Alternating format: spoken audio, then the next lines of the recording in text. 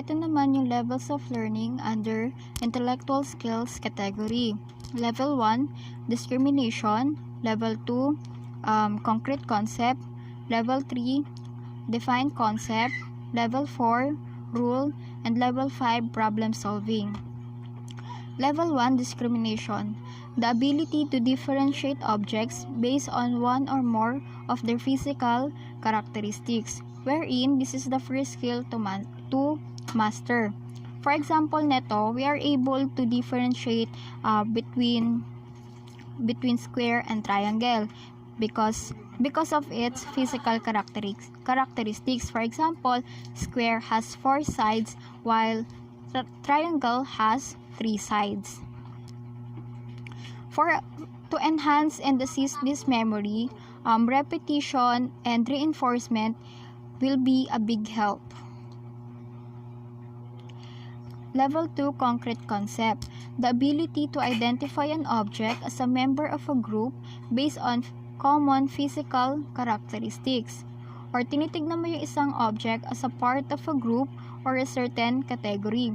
For example, we are able to identify na square and triangle are both part or both under the category of shape.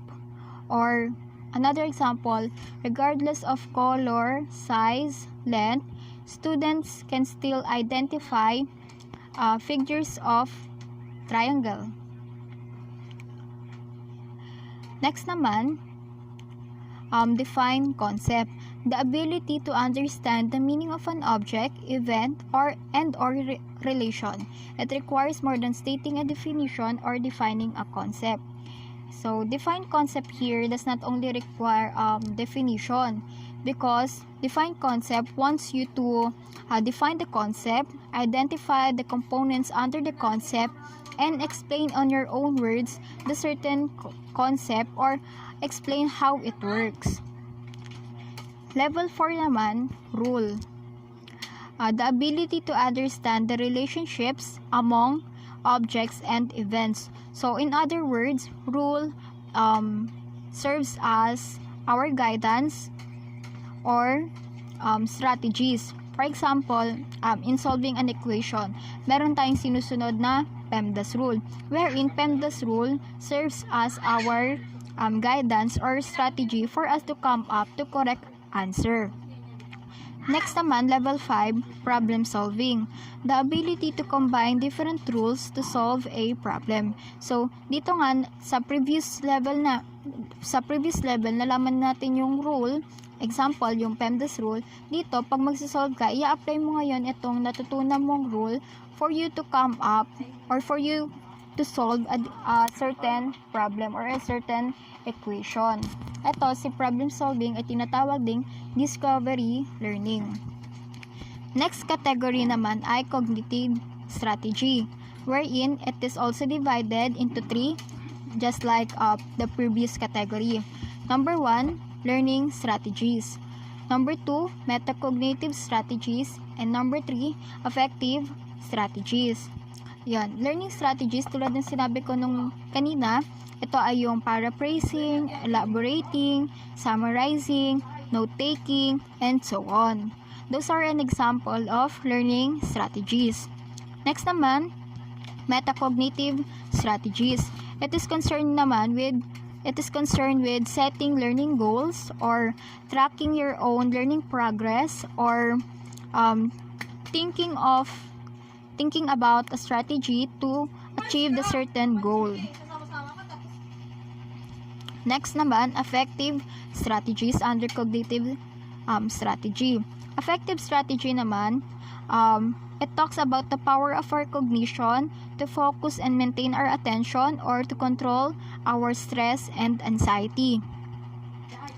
Next category, motor skills, or also called as psychomotor skills. It is the sequences of motor responses or movements which are combined into complex performances. So, an example nito ay dancing, drawing, playing sports. So, dito diba, it is also subdivided into part skills which are performed simultaneously or in sequence to produce performance. For example, sa dance, we have different steps, then we come up to a complex performances. Or sa sports naman, in playing badminton, meron tayong different steps muna for us to perform the complex performance. Next naman ay attitude na category. It is an acquired internal state that affects personal choices and actions over an object, person, event, and so on. So dito naman, it is a learned attitude can be measured by observing the person's choice or action. For example, an attitude of a person to choose in choosing to eat organic foods or healthy foods because he believes that for him to live longer, he needs to eat healthy food. Next naman, the conditions of learning. The conditions of learning looks at the observable changes in human behavior that confirm that learning has occurred. Dito, merong internal conditions and external conditions. Internal conditions, capabilities that already exist in a learner before any new learning begins. So, ito yung previously learned capabilities ni learner and pwede pang mabago during or after learning process. External conditions naman, this includes different stimulus that exist outside the learner such as the environment, the teacher, and the learning situation. For example, kung anong merong environment si learner, kung magulo or malinis, example yan ng external conditions. Another example, learning situation. For example, pandemic. Ito yung learning situation ngayon na meron si learner. Or, the teacher's instruction that is provided to the learner. Those are an example of external conditions.